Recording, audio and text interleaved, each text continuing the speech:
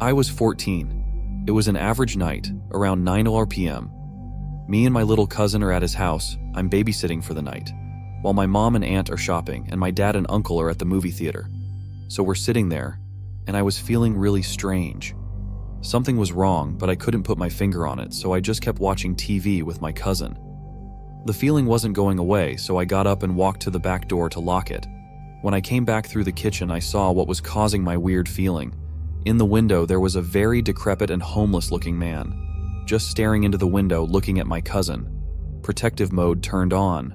I pretended like I didn't see the guy, and I told my little cousin that we needed to go upstairs because our parents would be home soon and they wouldn't want him to be staying up late. So I went upstairs and put him to bed, knowing damn well that there was a man outside that wanted in. I was about 125 pounds and 5'8" at the time, and I played football for my school. If I remember correctly, I went downstairs and straight into the kitchen and grabbed one of those meat tenderizing hammers, turned back to the window where I saw him before. Not there. Ran back to the front door and checked that it was locked. Both the deadbolt and the knob were locked. Ran back upstairs with my meat tenderizer and went into my cousin's room and sat down in front of the door. He asked me what I was doing, and I said that he didn't need to worry about it and that he should keep his head low. Called the cops, and then my dad and uncle. Cops would take half an hour, and my dad and uncle were 45 minutes away. Then I hear a window shatter and the sound of heavy boots walking around on the main floor. I told my cousin to stay calm, hide under the covers, and to keep silent. I could hear the guy walking around downstairs. It was horrifying.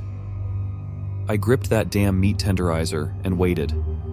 About 5 minutes pass, and then I hear the boots walking upstairs.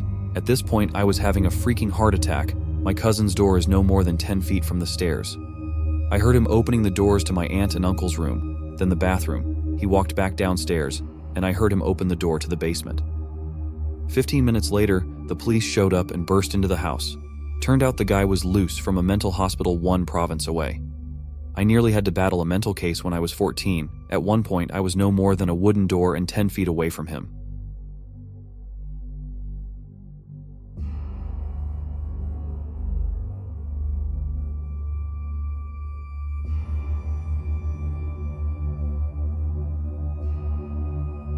My kids were at school and my husband was at work, so it was just the cat and me at home. I was sitting on the couch in the family room with my daughter's cat, Angel, who was sleeping on the cushion to my left while I was working on my laptop.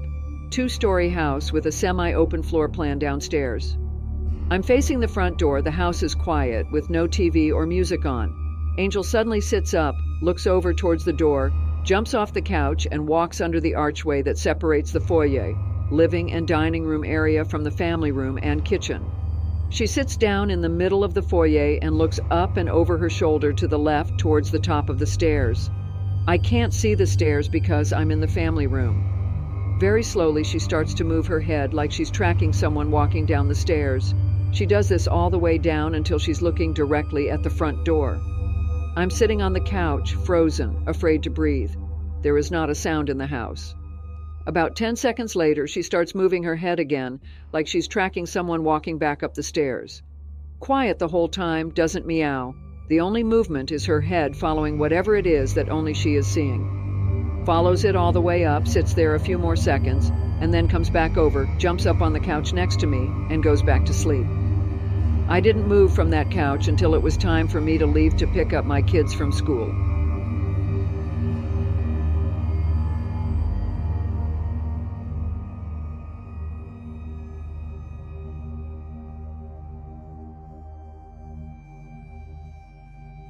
The wind howled outside my creaky old house, making the trees scratch at the windows like bony fingers.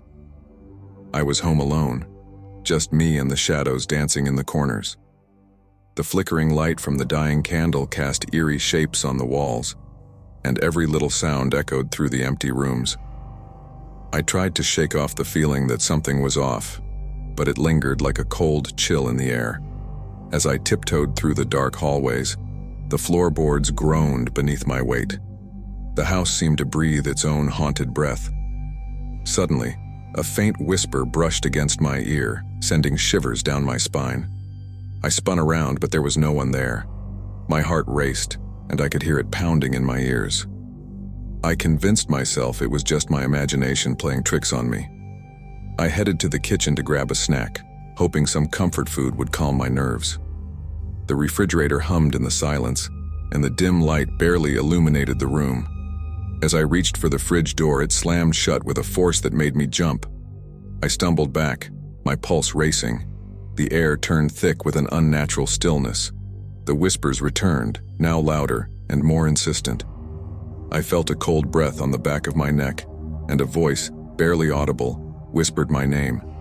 Panic seized me, and I bolted towards the front door, not daring to look back. I burst out into the night, gasping for breath. The once familiar house now loomed behind me, its windows glowing with an otherworldly light.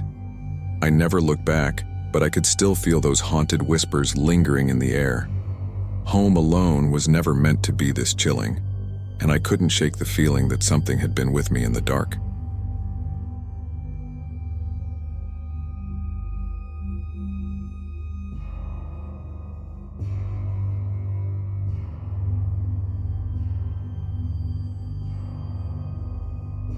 I lay in bed, wrapped up in blankets, sick as a dog, while my family headed out to grab some grub at the new restaurant in town.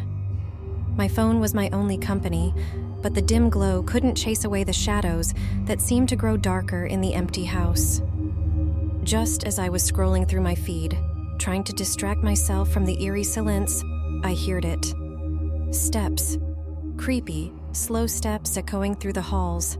My heart raced like it was trying to break out of my chest. My family was miles away, and here I was, alone with the footsteps that didn't belong. Panic clenched my throat as I clutched my phone, contemplating whether to call the cops or just my big brother. But something told me this was different, something more sinister. With trembling fingers, I dialed 911, whispering my address like a secret, scared the footsteps would hear. As I huddled in my room, the dispatcher assured me help was on the way. It felt like hours, the steps growing louder and closer. Suddenly, the sound of sirens pierced the night, and I let out a breath I didn't know I was holding. The cops stormed in like heroes from a movie, and in the twisted game of hide and seek, they found him. A 40-year-old monster, wanted for murdering a family just 2 blocks away the other day. The realization hit me like a punch to the gut. Those steps were no figment of my fevered imagination. Death was just a couple of footsteps away. If I decided to walk out of my room, I would have been killed.